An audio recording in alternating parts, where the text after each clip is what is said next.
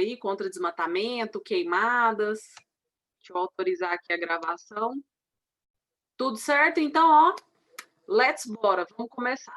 Então, associando aí a geopolítica com as novas legislações ambientais, o que isso traz aí de impacto para o meio ambiente, qual que é o nível de degradação de 2019, 2020, tudo isso eu vou falar com vocês e vou fechar, claro, com soluções, né? Porque a gente fala sobre a devastação que anda acontecendo no nosso país, principalmente, mas a gente tem que mostrar quais são as soluções ecologicamente corretas para a gente ter a pegada verde, né? A famosa pegada verde, que seria diminuição dos impactos provocados pela exploração, extração e utilização dos recursos e otimizar esses recursos preservando o meio ambiente. É totalmente possível associar isso à agropecuária, à utilização de combustíveis que não precisam ser combustíveis fósseis. Vou mostrar para vocês que existem os biocombustíveis e os bioenergéticos, que são mais eficientes do que os biocombustíveis, mostrar aí algumas alternativas para se diminuir o impacto causado ao meio ambiente, beleza? Let's go, vou projetar aqui para vocês a nossa aulinha. Deixa eu pegar aqui. A gente parou aí no slide 90 e poucos, eu acho. Vocês lembram aí de ciclos biogeoquímicos? Ontem a gente falou de sucessão ecológica e interações ecológicas. Vamos ver se vocês se lembram aqui. Vou colocar as principais interações rapidamente, porque vocês já viram isso daqui.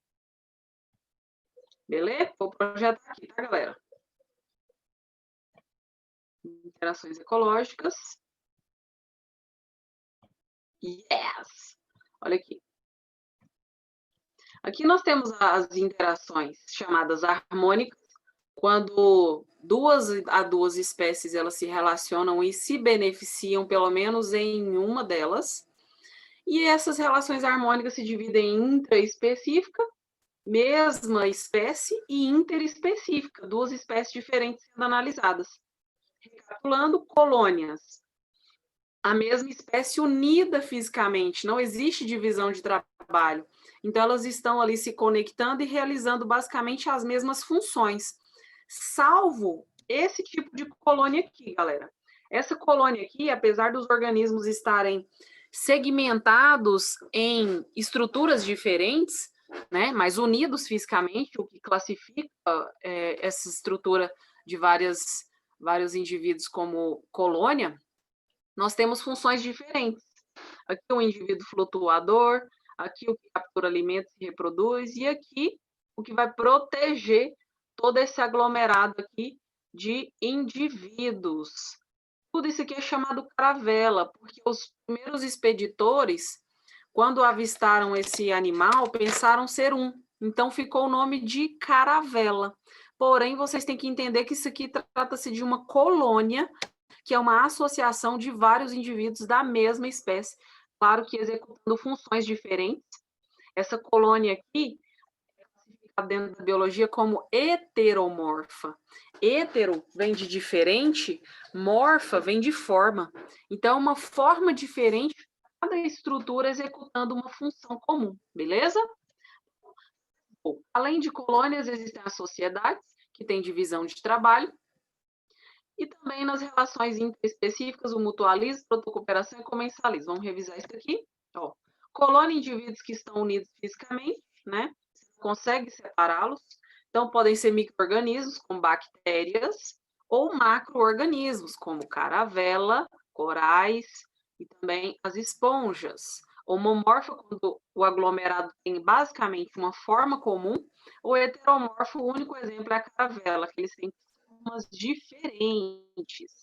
Agora, na sociedade, galera, existe a divisão de trabalho, são as chamadas castas. Então, essa organização que classifica a sociedade em si, porque existem os que se reproduzem, os que defendem aquela sociedade e os que cuidam da prole e organizam ali, inclusive, a moradia desses indivíduos, beleza?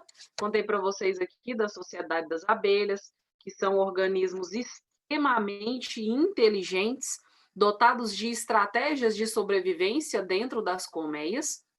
As operárias, elas ali, além de defenderem, elas se comunicam através do voo. Existem, inclusive, operações de guerra que treinam as abelhas, colocando microchips e microcâmeras para que elas cheguem até o campo de guerra antes desse inimigo invadir. Então, elas meio que monitoram aquele espaço físico ali, dão uma visão geral para aqueles guerrilheiros, né, no caso os americanos, e eles treinam essas abelhas dentro de tubos, e elas treinam ali um voo comum para elas chegarem àquele território do inimigo e fazerem ali uma inspeção geral, né, como se fosse uma espionagem mesmo.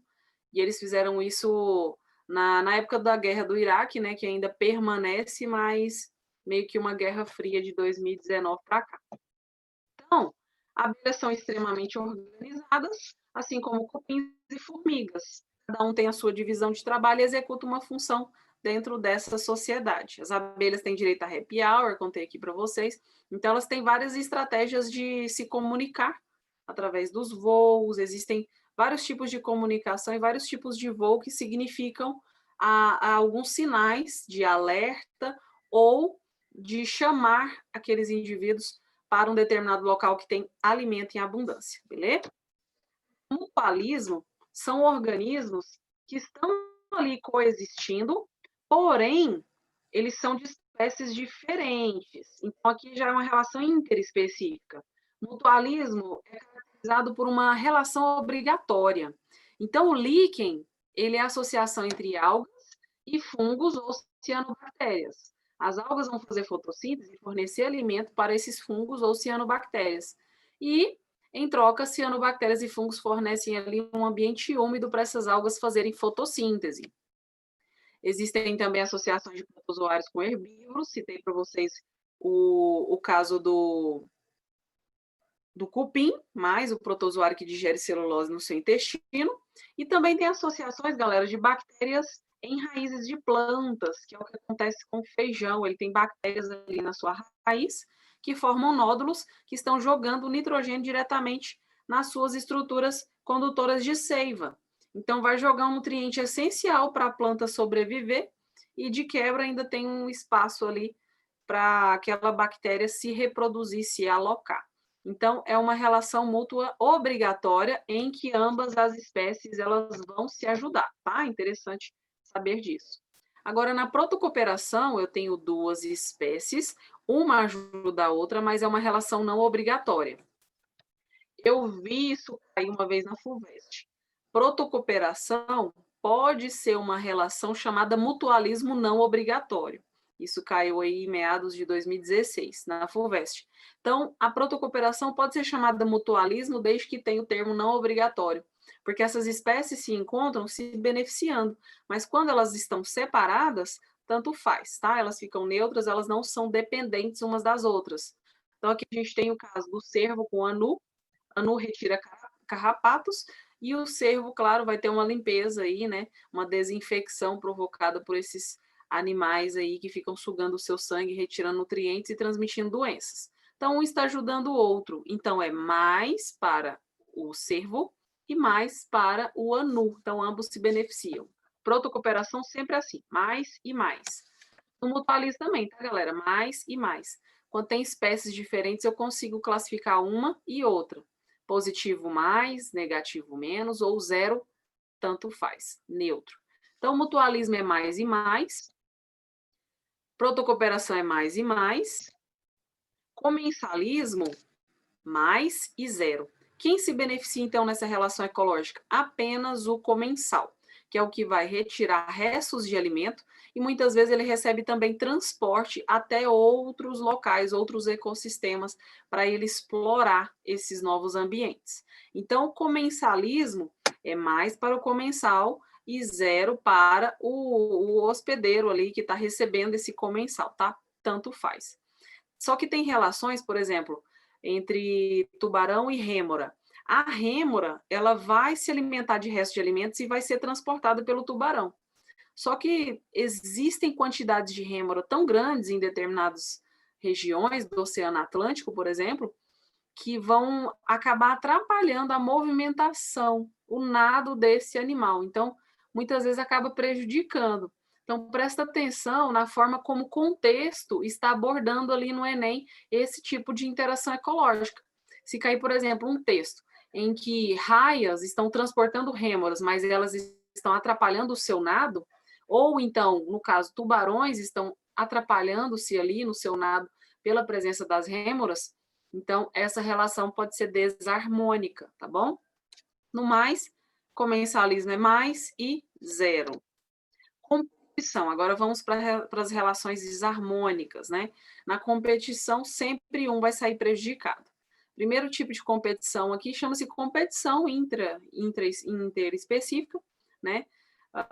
Intraespecífica entre a mesma espécie, e eles vão disputar território, vão disputar fêmea, vão disputar recursos, né? Por exemplo, água, alimentos. Então, sempre ambos vão sair prejudicados, porque na competição um vai vencer, mas esse que vence ele acaba desgastando, despendendo uma grande quantidade de energia naquela luta, naquela disputa. Então, sempre vai ser menos, tá? Canibalismo, um indivíduo se alimenta do outro. Para a gente aqui descartar, né? Por que isso acontece ao acaso? Eu falei para vocês que nessa relação reprodutiva a fêmea opta por se alimentar do macho, especialmente a cabeça, que tem o maior teor de proteínas, para que ela não precise se desgastar, explorar outros ambientes, correndo o risco de ser predada. Então, o macho, além de não perceber que está sendo comido ali, literalmente, ele acaba permitindo que isso aconteça porque a fêmea não precisa explorar outros ambientes, perdendo a carga genética desse macho aí nos seus óvulos fecundados, beleza? Então, tem um porquê de haver o canibalismo.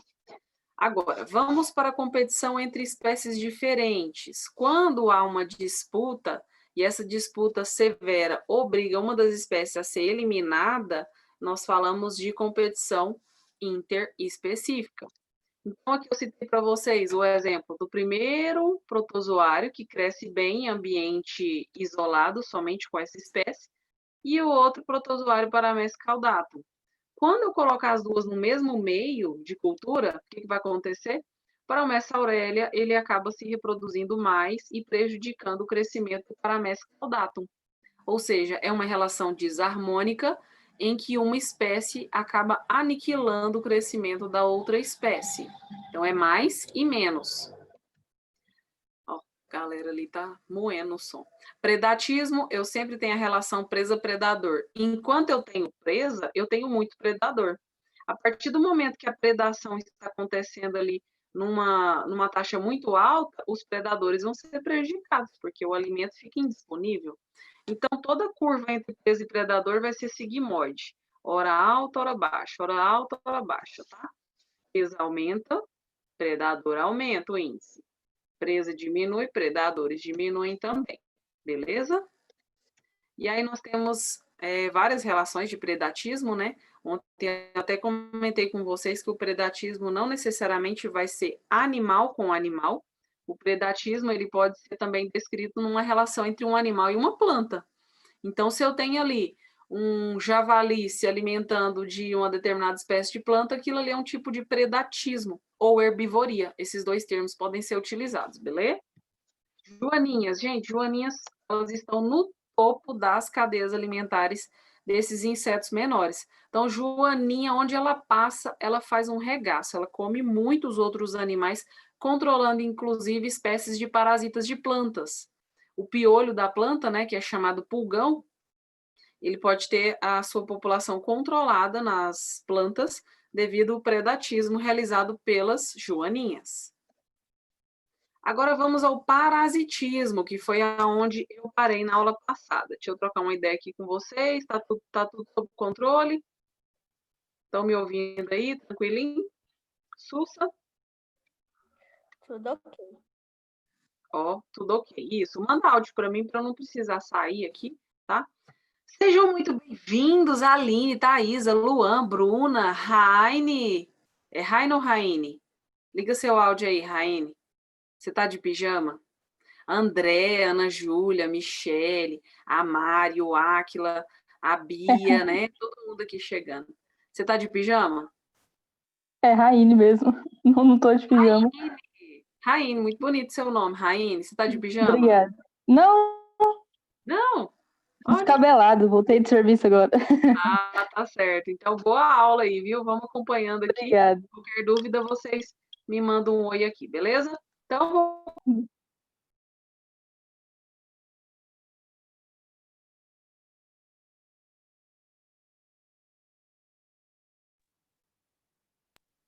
desliguei meu microfone sem querer. Quando a gente fala de parasitismo, a gente fala de uma relação nada benéfica, né, gente? Quem quer ter um parasita no seu corpo?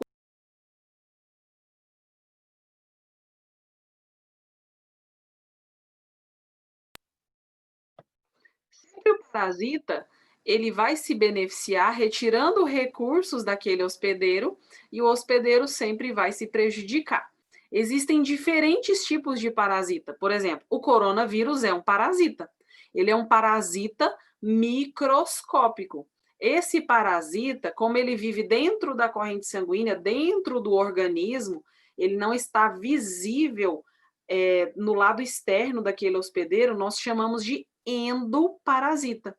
Então, todas as doenças que vão acometer a saúde humana e elas estão ali circulando dentro do corpo do animal, do hospedeiro, eu chamo de endoparasita. Eu vou citar alguns exemplos e vocês podem escrever aqui outros para mim, tá? Coronavírus é um parasita, tétano é um endoparasita, lombriga é um endoparasita, está no intestino ali retirando nutrientes, né, da absorção no processo digestório. Tênia é um endoparasita. O que mais? Fala mais uma doença para mim interna que não é possível você ver naquele animal ali infectado, parasitado. Qual outro que vocês podem citar para mim? Pode escrever ou pode falar. Se tem uma doença que é chamada endoparasita. Diga aí para mim. Olha, temos muitos participantes. Eu quero saber cadê o Breno. Vocês vão ligar para ele agora, porque ele participa das aulas e responde tudo. E aí, galera, o que vocês acham que é um endoparasita? Falei alguns exemplos aqui para vocês, né? Algumas doenças são chamadas endoparasitas porque estão na parte interna do corpo. Não necessariamente eles são microscópicos, eles podem ser macroscópicos, mas estão ali atingindo o organismo e isso não é visível externamente. Escreve aí, galera. Bora, bora, bora. Manda aí para mim mais um tipo de endoparasita. Let's go. Eu vou começar a chamar nomes aqui. Camila. Camila não existe. A Camille vai responder um tipo de endoparasita. Conjuntivite, pode ser, Luan, porque a manifestação dos sintomas não vai mostrar aquele parasita interno. Então, a conjuntivite ela pode ser viral, bacteriana ou fúngica, que é mais rara, tá? Conjuntivite é inflamação das conjuntivas, que é um tecido aqui que vai proteger as nossas pálpebras e envolver o nosso globo ocular. Então, certinho. A Thaís, agora eu não lembro nenhuma. Lembra sim, Thaisa. Para. Esquistossomo, olha só, Áquila lembrando-se da barriga d'água. Você vê, olha que exemplo legal. Você vê a pessoa com a barriga d'água, né? A gente chama de ascite, que é uma inflamação abdominal aguda, e a pessoa tem aquela barriga imensa, né? Vocês já viram aí crianças africanas ou da região Nordeste que muitas vezes passam fome, né, subnutrição ali de alimentos importantes e acabam pegando esse verme que fica presente ali em represas. Esse verme, ele vive na parede abdominal de caramujos. E esses caramujos bionfalárias, eles carregam essas larvinhas que vêm das fezes de pessoas que já têm esquistossoma. Por isso que chama-se a doença entrou, coçou, é porque pegou. Então, o esquistossoma, ele é uma larvinha que vai penetrar na pele do hospedeiro, chegar até a corrente sanguínea e migrar até o intestino. Lá no intestino, ele vai provocar uma série de perfurações, e essas perfurações podem causar sangramento, o que pode levar a óbito, ou o mais comum, vai causar ruptura dos vasos linfáticos. A gente tem um sistema circulatório com sangue, mas a gente tem um sistema circulatório com linfa. As meninas aqui já ouviram falar de drenagem linfática? É um líquido que percorre todo o nosso corpo, inclusive o abdômen. E essa linfa é rica em células de defesa, não tem hemácia, por isso que não é vermelho, tá? Mas tem glóbulos brancos, células de defesa. E essas células circulam pela linfa e quando o líquido extravasa, tem um inchaço abdominal chamado barriga d'água, tá? Pode esperar a barriga d'água na prova do Enem. Por que essas doenças caem tanto? Porque as condições de saneamento básico do nosso país ainda são muito precárias. Para vocês terem noção, se você tem rede de esgoto na sua casa, se você tem água encanada, considere-se muito privilegiado. Você faz parte de 38% da população nacional. Ou seja, 62% dos brasileiros nesse momento não tem qualquer tipo de rede de esgoto encanada, muito menos água tratada. Então, essas doenças, como são problemas atuais, infelizmente, devido a baixo saneamento básico, né, problemas das políticas públicas aí, administração, do executivo, então você acaba tendo incidência de várias doenças. Malária, muito bem, Aline, malária é provocada por um inseto, um mosquito chamado Anopheles. Ele é priminho do Aedes aegypti, mas ele é um pouquinho maior. Então é o Anopheles que tem ali o protozoário que causa malária, que é uma febre chamada febre maligna. Tem muitos casos de malária tanto na Amazônia, na Mata Amazônica, tá? Quando eu falo Amazônia, eu falo de Acre, Amazonas, Rondônia, Roraima, que mais? Macapá, né, lá no Amapá. Então, essas doenças são muito frequentes em regiões de floresta, porque o anófeles ele se reproduz muito em floresta fechada, quando você tem ali uma pré-urbanização nesse ambiente, as pessoas são muito picadas. Já que você falou de malária, Aline, tem uma relação muito legal entre malária e pessoas que têm anemia falciforme. As pessoas que têm malária, elas têm ali as suas hemácias acometidas pelo protozoário. Só que quando a hemácia fica em forma de foice, as hemácias são as células, né, vermelhas que transportam gás oxigênio e gás carbônico na maioria dos casos, né, pode transportar outros gases tóxicos, mas quando ela transporta esses gases em formato de foice, ela acaba não permitindo a entrada da malária. Então, esses indivíduos vão manifestar o quadro mais brando da doença, apesar dela matar indivíduos normais. Os indivíduos que têm anemia falciforme, foiciforme, têm a hemácia nessa forma e acaba prejudicando a infecção desse parasita. Então, é um parasita mal sucedido nesses organismos. Por isso que a malária ainda prevalece em muitas partes, principalmente no continente africano, porque essa anemia falciforme ela acaba ficando mais branda porque o formato de foice não permite a replicação geral desse parasita a ponto de matar. Ele é um protozoário, tá? As caridias, muito bem, a lombriga. Quem já viu lombriga saindo pelas vias respiratórias? O quadro mais avançado de reprodução desses vermes chega até o sistema respiratório. Então, você deve ter visto aí na sua vida alguma fotinha de uma criança deitada, com lombriga saindo pelo nariz, pelas narinas, pelos ouvidos, muitas vezes pelo olho, porque aqui existem canais de comunicação na nossa face. E quando esses animais eles chegam numa fase de reprodução tão grande, eles começam a perfurar os pulmões e invadir as vias respiratórias superiores e começar a aparecer. E isso obstrui a respiração do indivíduo, né, da pessoa. Geralmente são crianças, tá? E as crianças podem morrer por excesso de lombriga nas vias respiratórias. É mole? Nada que um bom lombrigueiro, pelo menos uma vez por ano, né, gente? É a cada 6 meses, mas uma vez por ano você pode tomar.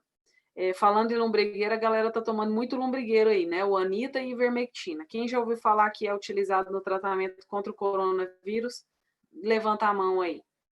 Quem já ouviu falar da Ivermectina ou Anita, utilizada no tratamento contra o coronavírus? Levanta a mão e fala, eu. Já ouviram falar? Um amigo meu me mandou mensagem, a Dani, né? Um amigo meu me mandou mensagem perguntando se ele podia tomar 2 comprimidos de ivermectina por semana. Gente, eu fiquei tão preocupada com isso, porque ele é idoso, ele é um professor idoso, e ele simplesmente estava se entupindo de ivermectina. A ivermectina é utilizada contra a doença e não prevenindo contra a doença. Então, a Camila, que já ouviu falar, a Thaisa, As pessoas estão tomando ivermectina todos os dias. Gente, vermífugo não pode ser tomado todos os dias, tanto que tem contraindicação. Se fossem muito brandos os efeitos colaterais, ele não seria terminantemente proibido para crianças abaixo de 3 anos e gestantes e idosos também em idade avançada. Por quê? Porque geralmente esses vermífugos contêm componentes que vão ali desequilibrar a flora intestinal e, inclusive, o nosso sistema sanguíneo. Alguns podem causar também efeitos colaterais no sistema nervoso. Então, toma cuidado, não é para tomar ivermectina todo dia. Eles podem ser utilizados em tratamentos sob orientação do médico quando o coronavírus ele está ali causando um agravamento no sistema respiratório, tá? Então, tem que tomar muito cuidado. Então, a gente falou de vários endoparasitas aqui, né? Acabei estendendo um pouco, porque cai demais no Enem, doenças.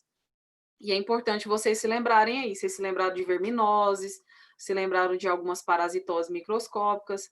A gente falou de malária, de leishmaniose, de coronavírus e os macroscópicos de esquistossomose, ascaridíase e teníase, tá? Tênia, aquela gigantona, que pode ser tênia saginata, nata se lembra de leite de vaca, ou tênia solium, você lembra de solo, de porco, de chiqueiro. Então, essas doenças, elas sempre caem no Enem, são recorrentes por causa das péssimas condições de saneamento básico do nosso país, tá? Agora, existem os ectoparasitas, parasitas externos, carrapato, pulgas, piolhos, lêndias. Esses animais, ácaros, quando ocupam ali a parte externa do organismo, e isso muitas vezes é visível, esse indivíduo chama-se ectoparasita. De qualquer forma, você pode me perguntar assim, professora, os parasitas eles têm intenção de matar o hospedeiro? Eu vou te responder com propriedade que não. Eles não têm intenção de matar o hospedeiro, porque senão eles morrem.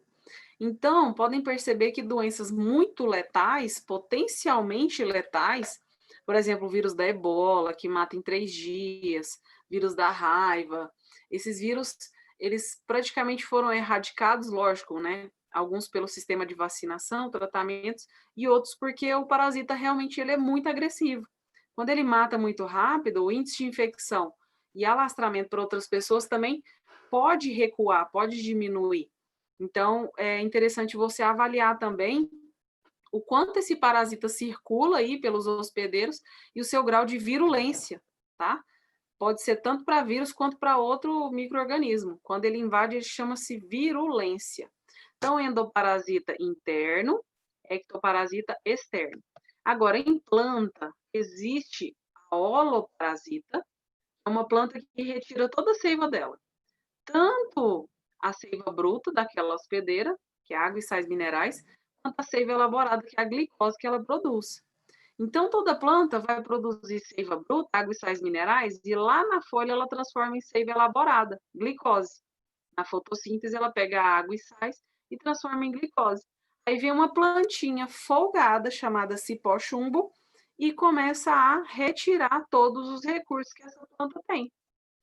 Simplesmente matando ela, né, gente? Agora, tem o M-parasita, que vai tirar só a seiva bruta da planta. Deixa eu mostrar uma fotinha aqui para vocês. Deixa eu ver aqui. Aqui tem o ectoparasita carrapato, endoparasita tênia, olha o tamanho dessa tênia, né? Olha a cabeça dela. Essa aqui é a tênia saginata. A tênia solium, ela tem dentes e garras aqui bem afiadinhas, viu? No microscópio. Pernilongo é um ectoparasita, você consegue ver, né? Lembra que pernilongos, mosquitos, além de parasitas, eles podem ser vetores de várias doenças, tá? São canais ali de transmissão de várias doenças.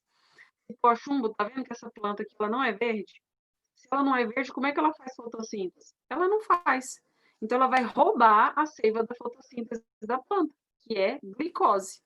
Agora, a erva de passarinho, não sei se vocês já viram, ela fica em forma de moita aqui em cima da copa das árvores e ela rouba só a seiva bruta, só a água e os sais minerais, podendo, portanto, fazer a sua fotossíntese e produzir a sua própria glicose, tá? Então, para quem não sabia, existem parasitas vegetais. Holoparasitas são parasitas totais, vão roubar seiva bruta, água e sais, e seiva elaborada, glicose. Agora, tem os hemiparasitas, que são parasitas parciais. Hemi ou semi significa parcial. Então, vai roubar só a seiva bruta, né? Mas a planta sofre do mesmo jeito. Professora, orquídea é parasita? Não, galera. Orquídea, ela só vive em cima de outra espécie. Chama-se inquilinismo. Ela vive de aluguel em outra espécie sem prejudicá-la. Bromélia lembra muito a coroa do abacaxi, né? O abacaxi é um tipo de bromélia. Então, essas espécies, elas só vivem em cima de outras. Tanto que se você colocá-las sozinhas em pedras, rochedos ali, elas vivem tranquilamente sem depender de outra árvore. Elas só precisam de uma altura suficiente para poder capturar luz. Por que orquídeas gostam de ficar em cima de outras árvores? Porque embaixo, a quantidade de luz que elas vão receber é limitada. Então, se elas sobem ali a copa de árvores, elas conseguem ali receber mais luz para fazer fotossíntese, beleza?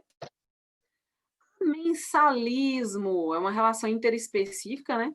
Uma espécie diferente vem, produz uma toxina e mata todo tipo de vida nesse ecossistema.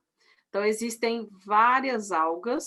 Essas algas não são algas vermelhas. Vou mostrar minha cara aqui para falar para vocês. Maré vermelha não é provocado por alga vermelha. A toxina tem a cor vermelha, mas elas não são vermelhas, elas são microscópicas. Dá uma olhada aqui na foto. São chamadas dinoflagelados. Então, são microscópicos, produzem toxina vermelha e olha aqui o estrago que fazem no litoral.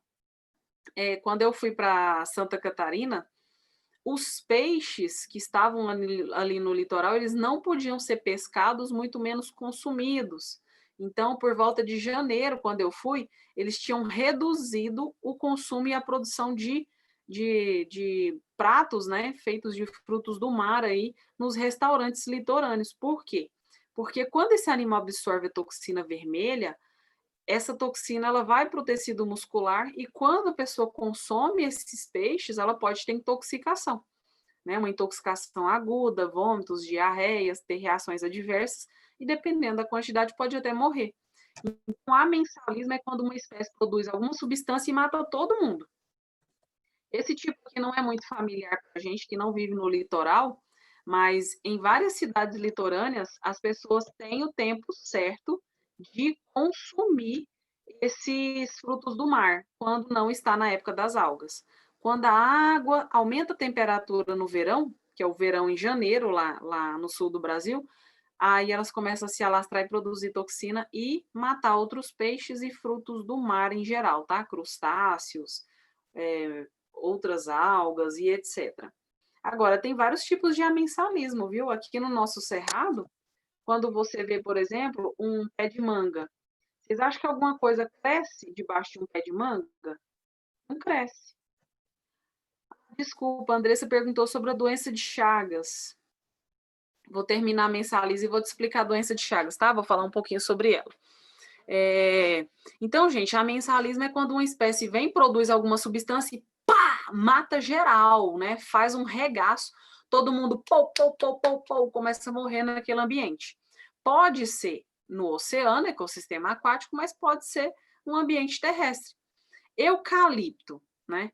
Eu costumo falar para meus alunos, eucalipto, ele vem para estragar o ambiente. Porque o eucalipto, ele cresce muito rápido.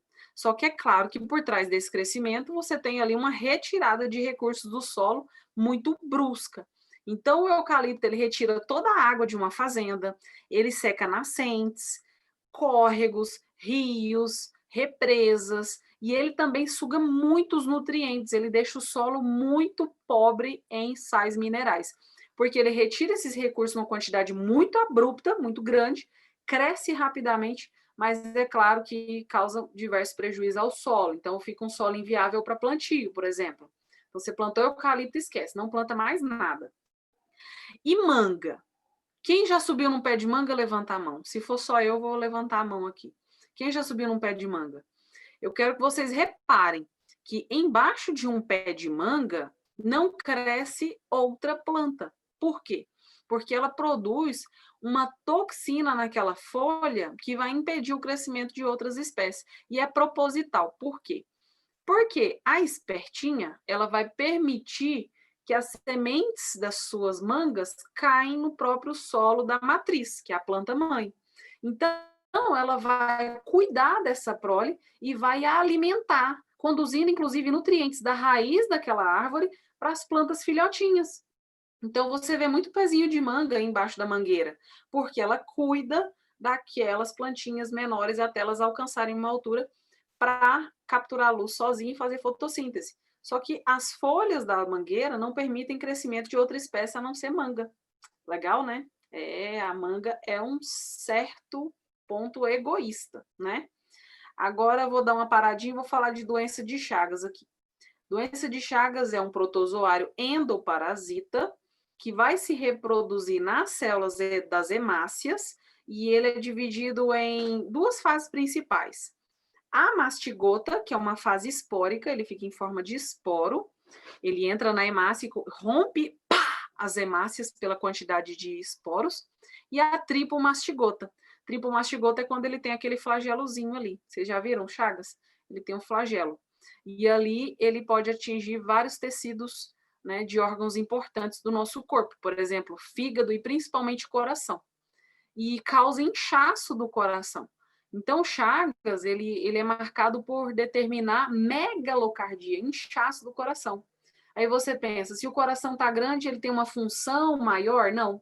Ele paralisa as suas funções principais porque o seu tecido está sofrendo uma inflamação aguda. Muito pelo contrário. Coração inchado diminui as suas funções, né? E, claro, os seus batimentos de contração, sístole, e relaxamento, diástole. Então, prejudica bastante os pacientes que são acometidos por Chaga. Fazendo uma emenda aí com ecologia, houveram vários surtos de Chagas, né, na década de 70, de 80 e 90, por casas de pau a pique, porque o inseto barbeiro cresce nessas frestas ali, ele ama locais escuros, palha, barro, então ele ficava ali nas casas de pau a pique.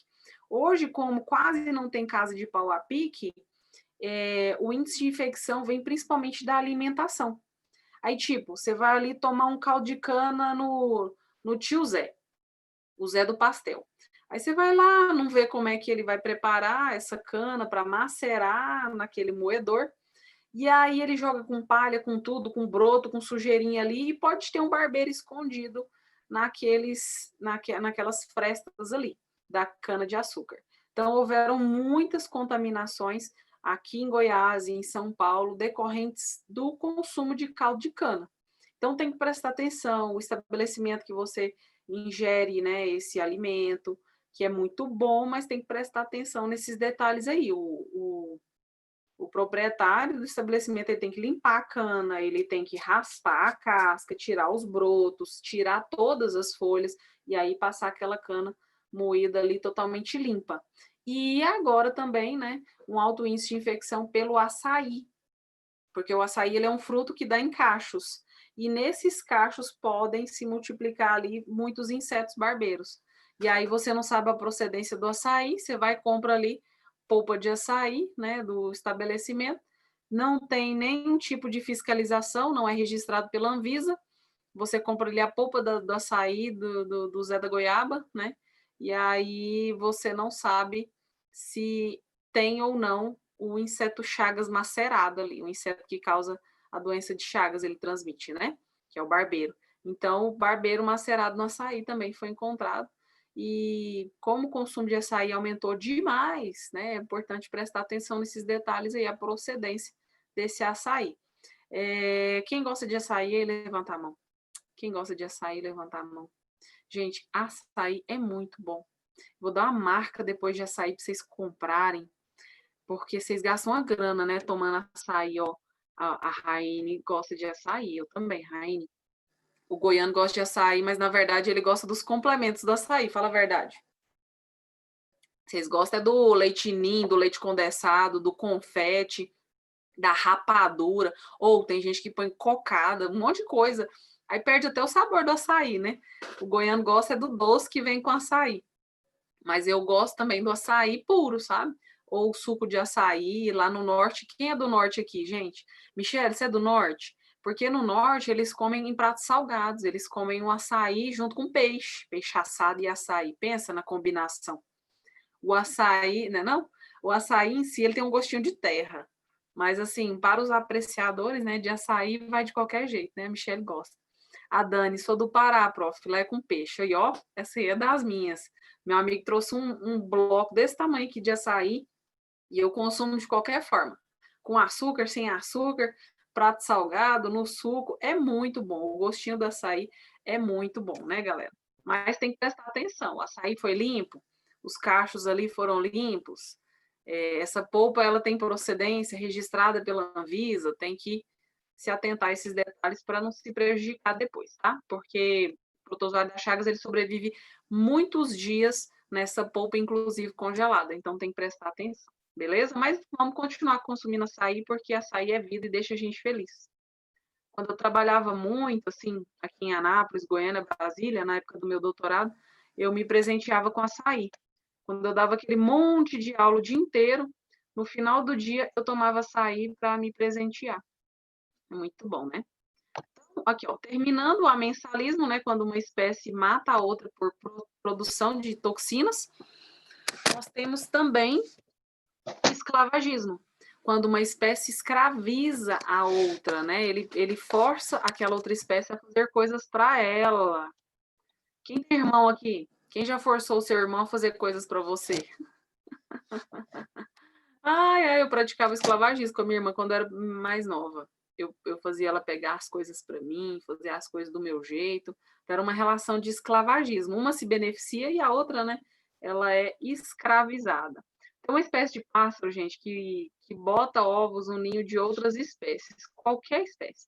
Bota ovos no ninho do bem-te-vi, do pássaro preto, enfim, ele coloca os ovos ali e simplesmente a fêmea choca achando que os ovos são delas. Quando percebe, são ovos de outro pássaro, já chocou, já cresceu, ela inclusive vai alimentá-los. Quando chegar na fase adulta, não é a mamãe, não é a mamãe. Ele vai sair do ninho e vai viver sua vida e depois vai praticar o esclavagismo com outros indivíduos, tá? Vocês conversaram aqui comigo, deixa eu ver o que vocês estão falando aqui. Vocês não estão muito de áudio, estou só escrevendo, né? Até hoje, ai que absurdo, gente, esses escravizam irmãozinhos, tadinho dos irmãozinhos, eles são tão bonzinhos, tem até uma auréola assim, ó, de quase um anjo, né? A gente só brigava na infância mesmo, eu também só brigava com a minha irmã na infância. Depois da gente vira BFF, né? Best Friend Forever, né? Melhor amigo que você pode ter é o seu irmão, sabia? Você fica confiando aí em qualquer pessoa, no tio da goiaba, que vai vender açaí para você contaminado, ó, tem que confiar na família, né? Família é tudo pra gente. Então, agora eu vou falar umas coisas para vocês. Ó, existem técnicas de seres vivos para sobreviver no ambiente. Você já deve ter visto esse camarada aqui, ó, que é o bicho-folha. Tem também o urutau, que é chamado pássaro-pau, e ele tem exatamente a forma de um tronco. Então, o que esses animais fazem para parecer com o ambiente? Não é com outro ser vivo, outra espécie, tá? É para parecer com o ambiente, é para se esconder. Eles praticam camuflagem. Tem animais que, inclusive, mudam a sua cor, que é o caso do camaleão. Tem um videozinho rolando na internet aí de um camaleão que você coloca óculos colorido na frente dele, ele vai mudando de cor. Esse vídeo não é verídico, tá? Por isso que ele não trouxe ele aqui para vocês. Mas você vai colocando os óculos coloridos, ele vai mudando de acordo com a cor da armação. Mas, basicamente, o camaleão, ele tem alguns cristais dentro das suas células epiteliais externas. E aí ele vai movimentando esses cristais e conforme ele se movimenta, o reflexo da luz do sol no corpo dele muda de cor. Então, esse prisma, né, a pele desse animal funciona como se fosse um prisma, ele vai refletindo e mudando para amarelo, para marrom, para verde, para roxo, de acordo com aquele ambiente que ele quer se camuflar. Então, quando ele quer se esconder de algum predador, fingir ali que está no mesmo ambiente, ele vai camuflar-se e se esconder, mas ele está imitando o ambiente, não outro ser vivo. Gente, a minha mãe está aqui no quarto, de camisola, mas eu não vou mostrar para vocês, porque é sacanagem fazer isso com a minha mãe, né? Aqui. Porque o carro da Cristiane não passa. Ela veio pegar minha chave do carro aqui, que a minha irmã vai estacionar na garagem também o carro. Então, gente, quando o animal quer imitar o ambiente, ele vai se camuflar ou na forma ou na cor dele, tá? Aqui, gente, isso aqui não difere de uma folha aqui. Pássaro que vai enxergar, nossa, tem um inseto aqui para eu predar. Não, ele vai passar desapercebido. Por que vocês acham que a maioria dos gafanhotos é verde ou é marrom?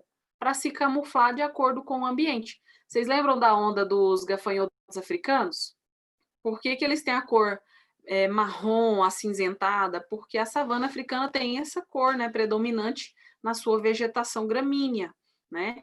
Agora, quando o animal quer imitar outro animal, aí nós chamamos de mimetismo ou imitação. Mimetismo é um tipo de imitação do outro organismo que ele queira fazer isso. Professora, para que imitar outro organismo? Gente, vocês já ouviram falar de coral falsa? Então, se ela é falsa, ela não vai picar uma pessoa, ela não vai ter veneno. Mas por que é interessante ser uma cobra falsa, né? Uma coral falsa? Ninguém vai querer te comer. Olha que legal. No caso da coral, ninguém vai predá-la. Vocês acham que o pássaro vai fazer o teste? Ai, deixa eu ver se é uma coral verdadeira ou uma coral falsa. Ah, não sei, talvez. Não. Se os pássaros sabem que o animal daquela cor remete risco, ele não vai predar nem o falso e nem o verdadeiro. Isso acontece também com muitas espécies de lagartos que ficam imitando outros animais maiores, que são ali perigosos para aquele ambiente. Então, é muito interessante. A diferença é que camuflagem é imitar o ambiente e mimetismo é imitar outro animal, geralmente que vai causar algum risco ali e determina um sinal de perigo nas suas cores ou na sua forma, beleza? Essa é a diferença entre os dois. Mimetismo é imitar. Camuflar é se esconder. Cai muito isso aqui, gente. Enem copia muito FUVEST. Então, se caiu na FUVEST, vai cair também no Enem. Essa lagarta aqui chama-se lagarta cobra. Ela tem exatamente o formato de uma cabeça, gente, de uma cobra. Quem fala que isso aqui é uma lagarta? Agora, vocês acham que os pássaros vão predar? Não. Então, a taxa de produção de borboletas dessa lagarta é muito maior do que uma lagarta de outra espécie, né? As lagartas, em geral, têm várias cores, mas as que mais sobrevivem são as verdes, na vegetação, e essas que imitam animais. Tem uma que imita o olho de uma coruja, tem essa que imita cobra, tem umas que imitam outras cobras venenosas. Então, aqui nós temos mimetismo, que é imitar o ambiente, tá? Aqui, ó, nós temos o bicho-folha, que está imitando uma folha. E aqui, um pássaro, né, predando uma espécie de monarca que está imitando a outra borboleta. Agora, aposematismo é uma coloração de advertência. Enquanto camuflagem é imitar o ambiente, mimetismo é imitar outra espécie perigosa, o aposematismo não utiliza nenhuma dessas táticas. Na verdade, a cor dele, a sua forma já vai dizer assim: não se aproxime porque eu vou te matar. Não chegue perto de mim porque eu sou muito perigoso. Então, são animais extremamente coloridos. Você já parou para pensar por que tem tanto animal colorido que não está camuflando ali e ainda consegue sobreviver? Quando o animal ele não é da cor do ambiente, mas ele é muito colorido, quer dizer que ele tem uma coloração de advertência. Essa coloração de advertência, ela é um sinal de que através daquela cor existe um veneno que potencialmente pode matar aquele predador. Então, por isso que tem muitos sapos, muitas rãs e pererecas bem coloridos. Por que eles são coloridos desse jeito, professora? Porque eles se alimentam de fungos e plantas venenosas, viu? Pasmem, eles ficam comendo ali fungo, plantinha venenosa e prejudicando o seu fígado, só que o fígado deles é tão grande, o fígado de um sapo, de uma rã, de uma perereca, gente, chega a ser 60% de todo o abdômen. Então, esse animalzinho, ele tem muito veneno. E para ele aguentar o veneno que ele come, ele tem um fígado gigante. Porque o nosso fígado ajuda o quê? Desintoxicar. Desintoxica, inclusive, esses próprios animais coloridos. Dendrobatidae é um gênero de indivíduos que são extremamente coloridos e perigosos. Isso chama-se aposematismo. Sai para lá porque eu sou perigoso. Vai embora, não chega perto não, que eu tenho uma alegoria, uma fantasia de carnaval aqui que pode te matar. Então, são as drag queens das florestas, beleza? Contar uma história para vocês. Vocês conhecem o Darwin, que é o pai da evolução? Quem aqui conhece Darwin, fala, eu conheço. Quem conhece Darwin? Alguém conhece aqui o Darwin, que falou da teoria da evolução, seleção natural? As espécies sobrevivem porque elas se adaptam ao meio através da seleção natural. Beleza, galera que Thaís, a Dani, conhecem o Darwin. Darwin é o pai da evolução e ele fez várias expedições em todos os continentes para estudar como é que essas espécies são tão diferentes, né? Como é que elas se adaptaram ali aos vários continentes, com várias táticas de sobrevivência diferentes. Ele estudava tentilhões, né? Que eram bicos de pássaros, que eram a mesma espécie, mas o formato do bico, de acordo com a região da ilha, que tinha alimentos diferentes, o bico mudava. Se tinha semente, o bico era torcido. Se tinha mais fruto, o bico era comprido. Se tinha mais insetos, o bico era bem fino para perfurar ali tronco de árvore. Então, ele estudou variações de espécies ali, né, pela seleção natural. O Darwin perdeu um amigo no Brasil. Como que isso aconteceu? Quando ele veio aqui para o Brasil, ele parou primeiro na Bahia. Chegando aqui na Bahia, gente, ele estava escrevendo o livro Origem das Espécies. Ele viu aquele monte de escravo trabalhando, em pleno século XIX, ele ficou indignado, ele falou, não é possível que no Brasil ainda tem um regime de escravidão. Pensa, o cara veio da Inglaterra, né, sabe tudo sobre evolução e tal, o cara estudioso chegou aqui e viu escravo. Ficou indignado, escreveu um capítulo só descendo a lenha no Brasil, e quando ele foi lá para a Amazônia, subiu um pouco mais, ele começou a catalogar várias pererecas, rãs e sapos, né, que eram bichinhos bem coloridos.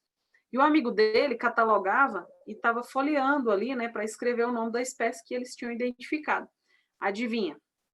Quando um deles folheou ali, passou o dedinho na língua, passou a mão naquela perereca venenosa, que é a Dendrobatidae, pegou a toxina na sua mão, foi folhear o livro de classificação e morreu ali, no meio da floresta.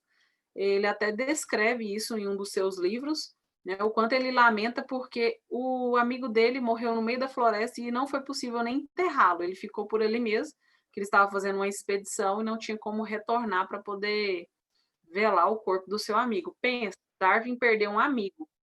Já que vocês falaram de Chagas, existe uma teoria muito forte que aborda que Darwin morreu de Chagas, tá? E ele pegou aqui no Brasil, com toda certeza, quando ele veio fazer a expedição na Amazônia.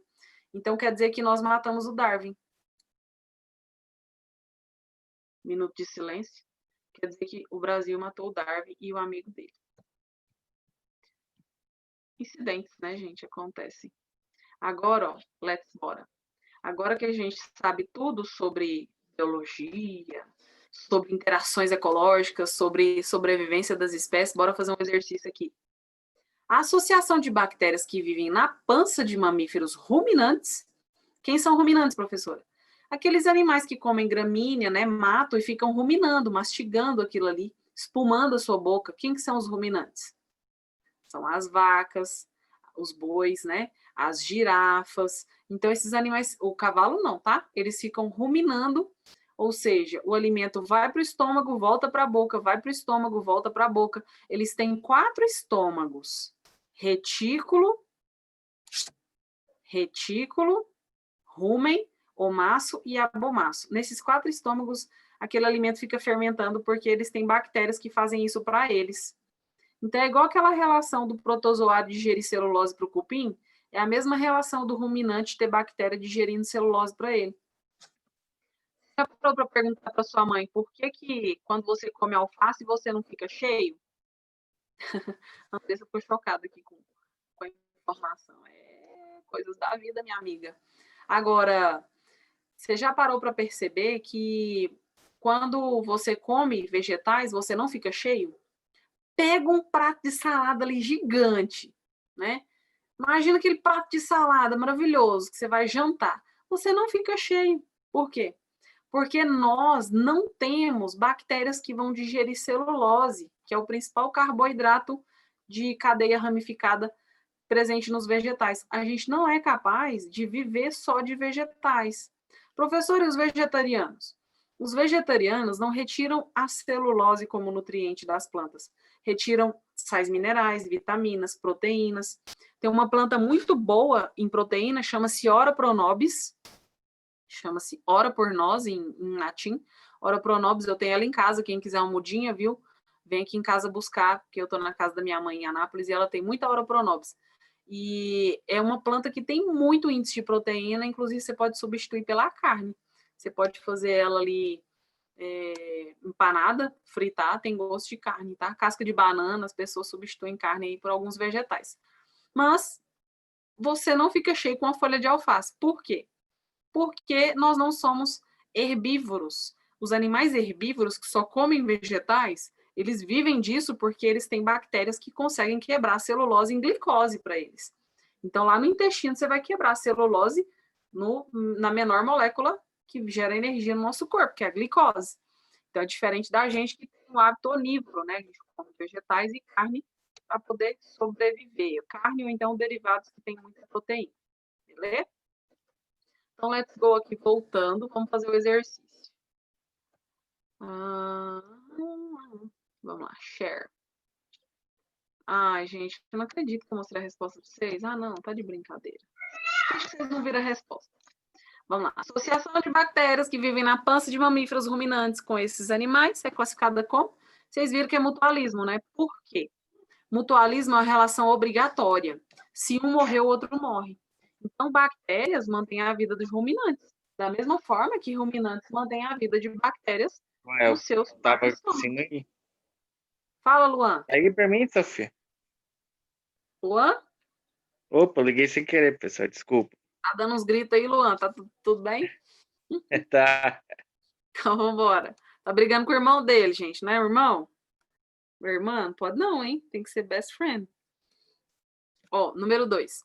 Para proteger os ovos das galinhas, o homem mata o gambá. A relação ecológica que se estabelece entre o homem e gambá denomina-se.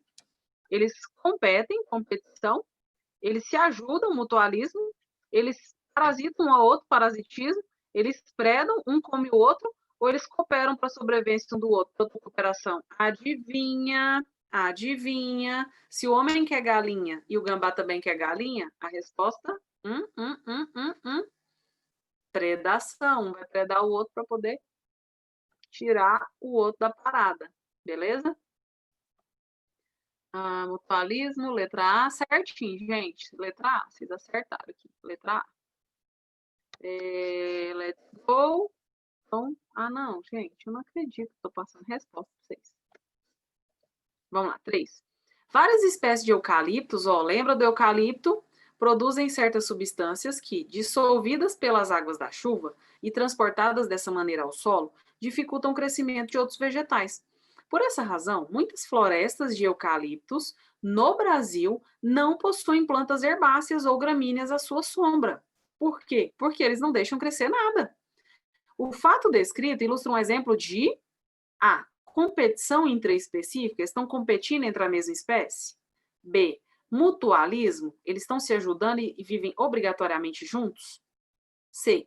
Comensalismo, um come algum recurso do outro. D. Predatismo, alguém está predando o outro. Ou amensalismo, o indivíduo produz uma substância para matar o restante. Amensalismo, né? Uma toxina é produzida pelo organismo a ponto de matar. 4. Não é relação harmônica interespecífica. Quando eu falo harmônico, pelo menos um se beneficia. Interespecífico significa que são entre espécies diferentes. Protocooperação, as duas se ajudam. Inquilinismo, um mora de aluguel no outro, um se beneficia, mas o outro não se prejudica. No caso da orquídea. Mutualismo, ambos se ajudam e são interdependentes. Sociedade, indivíduos da mesma espécie que tem divisão de trabalho. Comensalismo, um come restos do outro e um se beneficia. Galera, tem um aí que é a mesma espécie. Qual que é a resposta? um desses indivíduos é a mesma espécie. Eu vou dar 5 segundos para vocês responderem, ó.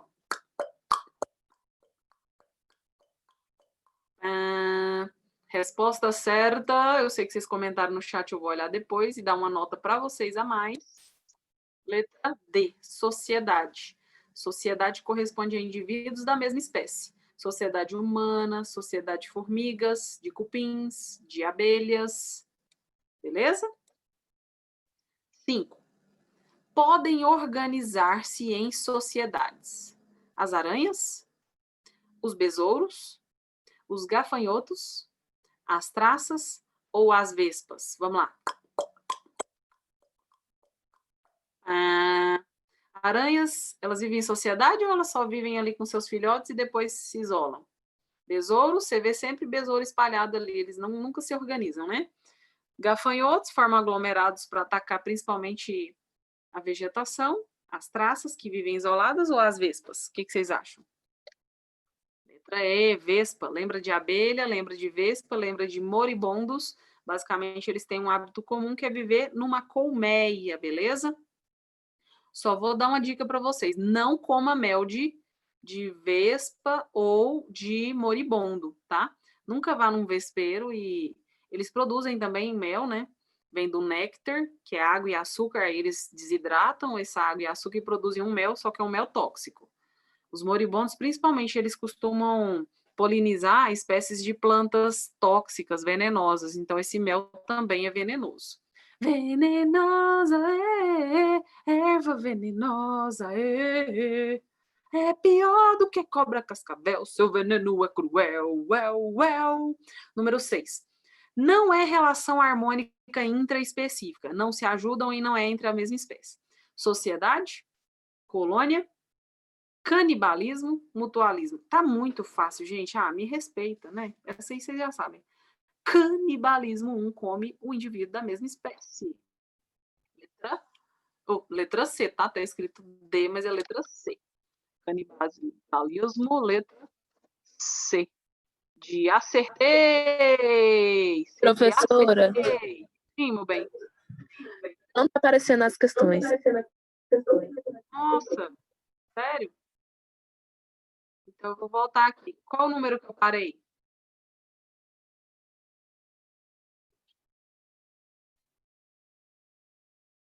Qual o número que eu parei? Se eu não Vocês me conseguiram acompanhar? engano, 5. No 5, beleza. Então vou projetar aqui de novo, tá? Obrigada por ter avisado. 5. Mas do nada ele para de projetar, né? Isso aconteceu ontem também. Ó, podem organizar-se em sociedades. Aranhas, besouros, gafanhotos, traças ou vespas. Já contei a história para vocês, né? Sociedade das vespas, dos moribundos, das abelhas. Agora vocês estão vendo, né? Abre o áudio aí e fala para mim. Tô vendo. Estamos vendo. Thank you so much, Aline. Número 6. Não é relação harmônica intraespecífica. Não é harmônica entre a mesma espécie. Canibalismo. Letra C de canibalismo. Agora, galera, eu vou abrir o chat aqui para vocês tirarem as suas dúvidas quanto a esse assunto. Vou encerrar aqui as relações entre as espécies, que podem ser harmônicas, pelo menos um beneficiado, desarmônicas, pelo menos um prejudicado. Intraespecífica, mesma espécie, interespecífica, espécies diferentes. Alguma dúvida quanto a isso? Também falei sobre táticas de sobrevivência das espécies. Camuflagem, imitar um ambiente, se esconder de um predador. Mimetismo, imitar um animal perigoso para demonstrar perigo e evitar também a predação. E também tem o aposematismo, quando o indivíduo tem uma cor muito chamativa para afugentar aquele animal predador, porque a sua cor significa uma advertência, um veneno potencialmente letal. Alguma dúvida? Tranquilinho? Se vocês me derem um ok aí, eu vou passar para a matéria nova, que são as degradações aí que andam acontecendo no ambiente afora, e vou passar um videozinho para vocês entenderem como é que isso acontece. Beleza? Intra-espécie é da mesma espécie. E interespécie é espécie diferente? Espécie diferente. Você vai lembrar, florzinha. Quem falou comigo? Não sei se foi a Camille, se foi a Aline ou a Thaís. Mas vocês vão se lembrar de indivíduos, foi a Áquila, vocês vão se lembrar de indivíduos que estão ali interagindo-se com a espécie diferente, né? Você vai imaginar interestadual, o ônibus interestadual, ele fica no mesmo estado ou ele vai para outros estados? Para outros estados. Então, tudo que é inter significa paralelo a outro. Então, o ônibus interestadual, ele sai de Goiás e ele vai percorrer outros estados. Então, outra espécie, tá? Dentro. Introduzindo ali dentro da mesma espécie. Interespécies diferentes, beleza? Harmônica, pelo menos um beneficiado. Desarmônica, pelo menos um prejudicado. Podem ser 2 beneficiados? Pode. Só que só em interespecífica você consegue dar sinal, mais, menos, menos, mais, porque se for uma espécie só, não tem um sinal para um, sinal para outro, porque é a mesma espécie. Mas a protocooperação, mais e mais. Jacaré, pássaro, palito. Mutualismo, mais e mais. Alga e fungo no líquen, né? O protozoário mais o cupim ali, né? Um digerindo, o outro se alimentando. Então, essas espécies são interespecíficas, você pode dar um sinalzinho de mais ou de menos, ou de zero. Comensalismo, mais para o comensal, zero para o hospedeiro que está ali fornecendo resto de alimento. Beleza? Então, esses sinaizinhos também costumam cair no Enem, beleza? Tranquilo, já que vocês falaram tranquilo, eu vou passar para a matéria agora mais pesada. Segura, que agora a aula vai pesar. Segura o peso do seu celular, do seu computador, que vai pesar o ambiente agora. Gente, vou falar agora da ação antrópica nos ecossistemas, né? O índice de degradação do homem, capaz de provocar todo um desequilíbrio, inclusive que compromete a sobrevivência da nossa própria espécie. Então, aqui a gente pode citar primeiro as queimadas nos diferentes biomas, né? Essas queimadas que são provocadas, queimadas naturais, eu até reforcei ontem. No bioma savânico pode acontecer queimada natural, mas isso sucede a cada 25 anos. As queimadas anuais, elas são 100% provocadas por proprietários de fazenda, porque eles querem queimar o mato e eles acabam queimando florestas inteiras, o bioma inteiro, comprometendo toda a vida animal que sobrevive ali. Por que eles queimam mato, professora? Porque é mais barato do que roçar esse ambiente. Então, eles vão lá, tacam fogo em tudo, matam geral e depois esperam a chuva, que é a época da rebrota. Aí esse capim cresce e a rebrota vai alimentar o seu gado. Detalhes. Quando você provoca queimadas, você vai matar não só animais grandes, mas micro-organismos do solo. Inclusive, ele fica inviável para plantio de outras espécies. Então, se o cara está ali querendo plantar gramínea para alimentar o gado, ou ele quer plantar soja ou milho, quando ele queima, ele degrada o ambiente a ponto do solo não suportar um cultivo agrícola. Então, é como se ele cavasse a própria cova, né? Porque ele quer ali ter um solo limpo, mas esse solo ele não vai ser fértil. O solo é fértil, galera, graças a micro-organismos que fixam nutrientes, principalmente nitrogênio. Eu lembro de falar de bactérias fixadoras de nitrogênio com vocês, e essas bactérias morrem com as queimadas. Então, você vai ter um solo inviável, uma vegetação degradada e, claro, animais morrendo. E lógico, né? Como bióloga, eu não poderia deixar de mostrar algumas fotos chocantes para vocês, porque a gente pensa assim, os animais fogem, né? Eles escapam ali para locais de segurança, mas na verdade não tem local de segurança. Quando você tem uma queimada, você tem incidência de fumaça, esse animal ele vai inalar essa fumaça, ele vai perder total sentido ali, ele não vai conseguir fugir. O vento, ele traz o fogo por todos os lados, e isso acaba gerando, né? Lógico que a morte e a dizimação de várias espécies. Para vocês terem ideia, queimadas também são perigosas para a espécie humana.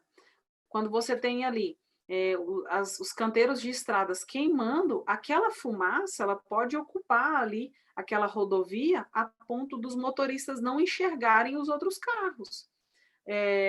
Ano passado, em 2019, mais de 20 motoristas morreram por colapso ali de vários carros, né, que bateram ali enfileirados, porque ocorreu uma queimada muito grave, eles não conseguiram conter o alastramento do fogo que chegou até as rodovias e, claro, que a fumaça ali causou confusão e ninguém conseguiu enxergar mais nada, os carros começaram a bater, né? É isso que acontece. Vida humana em risco, vida animal e vegetal e micro-organismos também em risco. Aqui tem algumas fotos de animais queimados, dessas últimas queimadas aí. O que que acontece, gente? Então, o fogo ele chega, invade as fazendas. Então, você tem cavalos queimados, bois, né, o gado em geral queimado. Você tem macacos queimados. Você tem jabutis, coelhos. Isso aqui é a foto de um gorila. Deixa eu ver se eu consigo mostrar aqui para vocês. Isso aqui é a foto de um gorila queimado. Ah, não consigo tirar.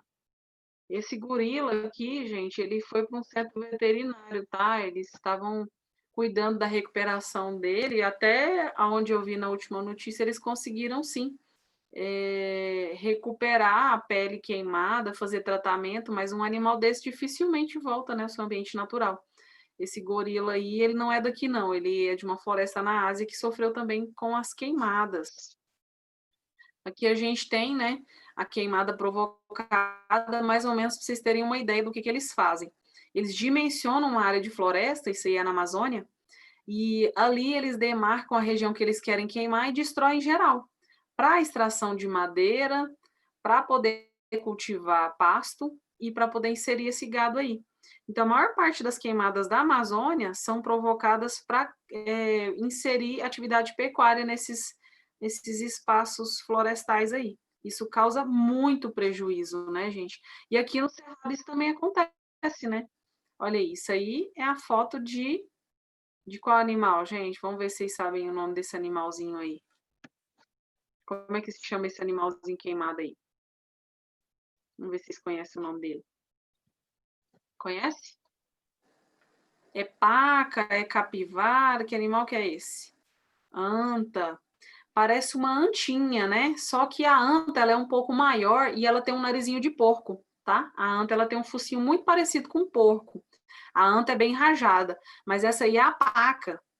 A paca, ela parece um roedorzinho um pouco maior e ela tem as rajadas também. Então, isso aí é a famosa paca queimada no cerrado. Aí, claro que a professora Renata procurou saber como é que tá essa paca, né, gente? Eles conseguiram levar ela para um centro de reabilitação. Só que um animal desse, quando ele vai para um centro de reabilitação, ele não volta mais para a natureza, porque ele perde, né, a sua capacidade de sobreviver no ambiente selvagem. Então, assim, os prejuízos são inúmeros. Para um animal desse chegar a sobreviver, ele não vai ter a pele dele de volta, ele não vai ter a sua cor, que camufla com o ambiente de volta, ele não vai conseguir se alimentar direito.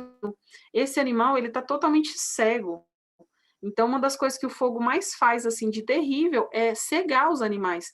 Eu estava vendo numa fazenda lá no Pantanal, gente, o cara tinha criador de cavalos, ele tinha um aras na fazenda dele.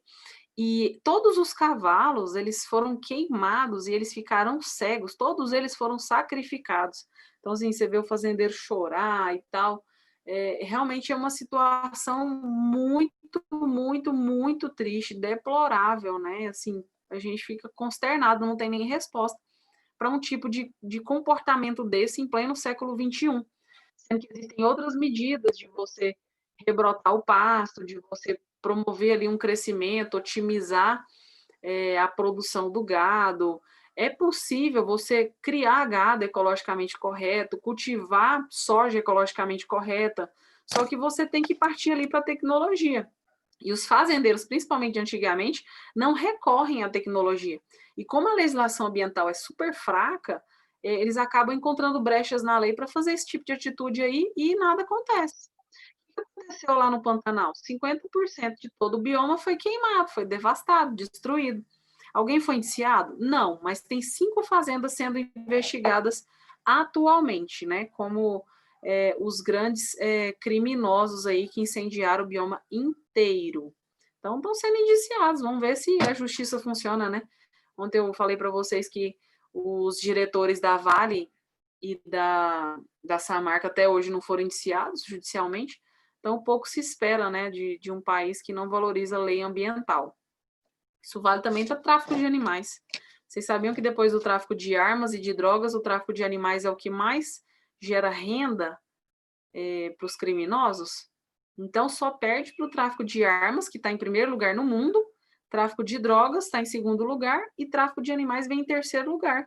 Então, assim, as pessoas traficam animais como se fossem objetos, como se fossem narcotrópicos, e basicamente esses criminosos não são punidos, por isso que essa situação ela fica, né, cada vez mais insustentáveis. Então, quando vocês veem, por exemplo, um videozinho no Instagram, ah, que bonitinho, um macaquinho. Ah, que bonitinho, ele cria um gambá. Ah, que bonitinho, ele cria aquele macaquinho lá da Ásia que tem olhos grandões, um símio. Ah, que bonitinho, ele cria um suricato. Ah, ele cria uma cobra. Gente, animal selvagem não foi feito para ser domesticado. Então, eu sinto muito te dizer, inclusive pássaros são animais selvagens. Então, a partir do momento que você captura um animal desse da natureza, além dele sofrer um prejuízo tamanho, né, a sua expectativa de vida diminui bastante. Por isso que eu sou totalmente contra zoológicos. Zoológico, ele é um ambiente, ali, uma prisão, né, um ambiente de exposição de tortura. Então, o que faz para a população conhecer os animais, professora? Coloque santuários ecológicos. Você leva as pessoas para parques. Isso já acontece na África. Na África, as pessoas, inclusive, que querem conhecer os leões, né, os hipopótamos, os elefantes, eles entram dentro de uma caminhonete que tem uma grade fechada e eles ficam dentro da grade, as pessoas. E os animais ficam do lado de fora, sobrevivendo ali no seu ambiente natural. É assim que tinha que acontecer. Santuário ecológico não é um parque ecológico, tá? Santuário ecológico, ele é a miniatura de um parque, ele replica as condições naturais para aquele animal sobreviver. Então, você tem ali um ambiente aberto, você tem como se fosse um aras ali para várias espécies selvagens coexistirem, interagirem ali e você ficar aberto também para estudar esses animais nesse espaço, né, que é adaptado para visitações. Então, diga não ao zoológico, tá? Diga sim aos parques ambientais ou os santuários ecológicos que se aproximam um pouco mais de um ambiente natural, de um parque ecológico. Beleza? Alguma dúvida, galera? Professora, a senhora citou essas queimadas para retirada de madeira. Seria em forma de carvão? Sim, são os carvoeiros, tá? Principalmente a atividade de carvoaria. Agora, quando eles querem pegar a madeira para utilização aí em construções civis, fabricações de imóveis, aí eles passam a corrente. Então, eles vêm com 2 tratores, passam correntes gigantes. Eu já vi isso aqui em Goiás e, inclusive, secretária do governo, fazenda dela, eles fazendo isso, não vou citar nomes, mas eles passam 2 correntes, uma corrente gigante presa a 2 tratores de peso, né? E esses tratores saem derrubando a floresta inteira. Derruba assim, ó, de uma vez. Derrubam hectares em um dia para extração de madeira. Tem algumas máquinas de tratores que cortam a madeira, retiram os galhos, já cortam as vigas e já empilham no caminhão. Então, vocês verem a tecnologia para extração de madeira. É possível extrair madeira legalmente? É, madeira reflorestada. Quando você planta IP, eucalipto, na medida certa, no ambiente certo, você tem ali a utilização da madeira de forma legalizada. Então, não precisa explorar a floresta, ambiente natural, né, os parques ecológicos para poder ter a sua renda comercial. Então, é possível, só que dentro da lei. Então, já que vocês não perguntaram nada, vou continuar aqui, né? Falei das queimadas, os prejuízos, e é importante vocês anotarem prejuízo aos micro-organismos que fixam nutrientes no solo e isso fica inviabilizado após as queimadas. E aqui nós temos também, deixa eu passar aqui, e nós temos também atividade de esgoto, né, gente? Porque quando você insere nutrientes na água, a ponto dessa água ficar gosmenta. A eutrofização, ela não cai no vestibular, ela despenca. Eutrofização caiu ano passado, caiu numa prova de ciência da natureza, não foi na biologia, mas eu acho que foi na química. Então, assim, eutrofização é um processo que cai demais. Por quê? Porque, basicamente, a nossa água, ela vem de um tratamento de esgoto. Mas quais são as condições que esse esgoto chega para ser tratado? Galera, vocês já devem ter visto reportagens mostrando o rio Tietê, ou o próprio rio aqui, João Leite, né? Os mananciais aqui de Goiás também estão bem poluídos. Então, esses nutrientes do esgoto, né, restos de fezes, de louça lavada, sabões, enfim, partículas de sujeira, quando misturadas com a água, vão gerar liberação de muitos nutrientes, principalmente, olha para cá, nitrogênio e fósforo. Esse nitrogênio e fósforo, né, restos de fezes e de restos orgânicos, vão gerar crescimento de algas. Até aqui tudo ok, né? A alga faz fotossíntese, beleza. Só que o excesso de algas vai tomar aqui a lâmina d'água. Então, eles vão ocupar essa superfície da água aqui de forma descontrolada. Por isso que você vê aquela água gosmenta, verde, pegajosa. E essas algas, com plantas, não só animais, mas algas e plantas consomem oxigênio, eles vão deixar o ambiente inóxico, hipóxico, né? Sem oxigênio. E esse ambiente sem oxigênio vai matar animais que vivem aqui abaixo da água. Então, basicamente, o que acontece? Esgoto não tratado, fertilizantes artificiais da atividade agrícola vão gerar liberação de nitrogênio e fósforo. Esse excesso de nutrientes vai causar multiplicação excessiva de algas, de bactérias, de cianobactérias, que vão consumir oxigênio. A falta desse oxigênio abaixo da lâmina d'água vai gerar morte. Então, o sintoma mais brando da eutrofização é morte de todos os animais. Por isso que vocês veem aqueles peixes mortos ali na superfície da água, né? É um rio praticamente morto, um rio sem vida, por causa da atividade humana. Eu não sei se vocês percebem isso, né? Porque isso já está dentro da realidade de vocês. Vocês nasceram com rios poluídos, com ambientes degradados, destruídos. Só que isso não é comum, gente. Isso não é normal. O normal é um rio despoluído. É um rio sem barro, sem algas, sem cheiro forte de fezes, de esgoto. Por que que o homem utiliza rios como um canal de evasão de esgoto? Para que jogar esgoto nos rios? Não faz sentido algum. Então, medidas devem ser tomadas. Você tem que pegar o esgoto e tratar essa água em centros de tratamento e não jogar em rios. Teve um governo aí, que eu não posso falar que é do Marconi, que eles pegaram a água poluída de um trecho de Goiânia a Inhumas e pararam de poluir, né, devido à pressão da população, que o cheiro estava muito forte, insuportável, né, as redes, o esgoto ali passando nas cidades e estava gerando um cheiro muito insuportável. Aí eles reclamaram, aí o que eles fizeram? Tomaram uma medida super ecológica, né, só que não. Pegaram o esgoto e jogaram 20 quilômetros à frente daquela região que estava afetada. Então, eles só trocaram o problema de lugar. Gente, pelo amor de Deus, em pleno século XXI, você jogar esgoto na água é assim, é uma medida muito retardada, né? Digamos assim, porque você tem que saber uma biologia básica para saber como lidar com o ambiente. Se a gente consome água, se a gente utiliza essa água para sobreviver, para ser canalizada e chegar até nossa casa via tubulação, é claro que a gente não pode poluir a nossa água. Isso aqui são problemas menores ainda, viu? Quando você tem esgoto com fertilizante, com fezes ali, gerando todo esse problema, falta de oxigênio, você tem uma água poluída. Agora, você consegue imaginar que essa rede de esgoto, ela é cheia de resíduos de drogas que as pessoas utilizam, resíduos de hormônios que as pessoas utilizam, sejam esteroides anabolizantes ou anticoncepcionais. E vocês sabiam que é impossível você tratar uma água com anticoncepcional? O que eu estou afirmando para vocês é que essa água ela é cheia, repleta de hormônio feminino, porque com essa onda aí, né, de controlar a natalidade na população, é claro que os métodos anticoncepcionais eles foram mais utilizados pelas mulheres atualmente, nas últimas décadas. Agora, imagina a quantidade de anticoncepcionais que está sendo jogadas deliberadamente na água e esse esgoto não pode ser tratado. Não tem como você retirar hormônios da água. Isso caiu na FUVEST há poucos meses atrás. E claro que pode cair no Enem, porque o Enem gosta de imitar a FUVEST. Então, gente, hormônios não tem como você filtrar, você decantar essa substância que tem partículas muito pequenas, são nanopartículas.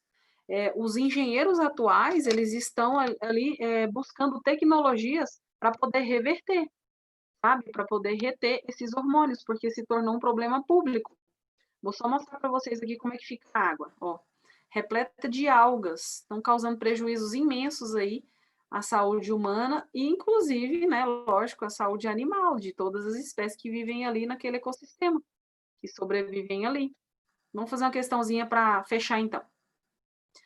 Essa aqui eu coloquei em 2020 porque ela vai cair na sua prova, tá? O despejo de dejetos de esgotos domésticos e industriais vem causando sérios problemas aos rios brasileiros. Esses poluentes são ricos em substâncias que contribuem para a eutrofização de ecossistemas, que é um enriquecimento de água por nutrientes, da água por nutrientes, o que provoca um grande crescimento bacteriano, né, ou de algas. Por fim, pode promover escassez de oxigênio. Uma maneira de evitar a diminuição da concentração de oxigênio no ambiente é, letra A, aquecer as águas dos rios para aumentar a velocidade de decomposição dos dejetos? Não, gente, vai aquecer a água, vai matar mais ainda, né? Inclusive, tem indústria aqui no DAE que joga água quente no rio e mata geral, mata todos os peixes, para valer. Letra B. Retirar do esgoto os materiais ricos em nutrientes para diminuir a sua concentração nos rios? E aí? Retirar os materiais ricos em nutrientes? Letra C. Adicionar bactérias anaeróbias, que respiram sem oxigênio, às águas dos rios para que elas sobrevivam mesmo sem oxigênio? Gente, você vai manter bactéria, vai causar problema do mesmo jeito. Substituir produtos não degradáveis por biodegradáveis para que as bactérias possam utilizar os nutrientes. Na verdade, os nutrientes são biodegradáveis, por isso que as bactérias crescem desenfreadamente. Letra E. Aumentar a solubilidade dos dejetos no esgoto para que os nutrientes fiquem mais acessíveis às bactérias. Essa tá bem facinha, né? Retirar do esgoto os materiais ricos em nutrientes para diminuir a concentração nos rios. Ó, aula que vem vou falar de lixo, tá? Os vários tipos de lixo, poluição aquática, poluição atmosférica. Vou fechar a ecologia e já vou entrar na citologia, que é muito legal também, que disparadamente é a segunda matéria que mais cai depois da ecologia. Beleza, meninos? Tranquilinho? Alguma dúvida, alguma pergunta? Posso encerrar a aula de hoje? Tenho certeza que vocês vão pensar e refletir mais, né, sobre os problemas causados pelo homem e o quanto a gente está dando tiro no próprio pé, né? Porque a gente sobrevive com a natureza ao nosso lado. São recursos que nós sobrevivemos e mantê-los é uma questão de sobreviver, de viver na natureza. De boas, tudo certo. Obrigada, viu, meninos, pela companhia de vocês. Foi um prazer inenarrável e eu espero encontrá-los na semana que vem aqui, firme e forte com a biologia do Enem, que eu tenho certeza que você vai gabaritar. Olha para mim, ciências da natureza é a parte mais difícil da prova do Enem, só que a biologia vai te salvar, meu amor. A biologia vai te salvar porque você vai gabaritar todas as questões. Então, deixa o difícil para física, deixa o difícil para química, deixa o difícil para matemática e fica aqui, ó. Vem com a tia Renata que você gabarita tudo, tá? Fiquem com Deus, boa semana para vocês. Até mais, foi um prazer, tá bom? Boa semana. Obrigado. Tchau, tchau, Taiobinhas. Qualquer coisa vocês mandam ali uma mensagem. Deixa eu deixar minha rede social aqui. Professora Renata Bio. Manda um oi lá, manda um direct, fala que eu tô com saudade, porque eu vou ficar com saudade de vocês. Vocês são muito bonzinhos, muito inteligentes. Fiquem com Deus. Tchau, meninos. Tchau, meninos. Obrigada, viu?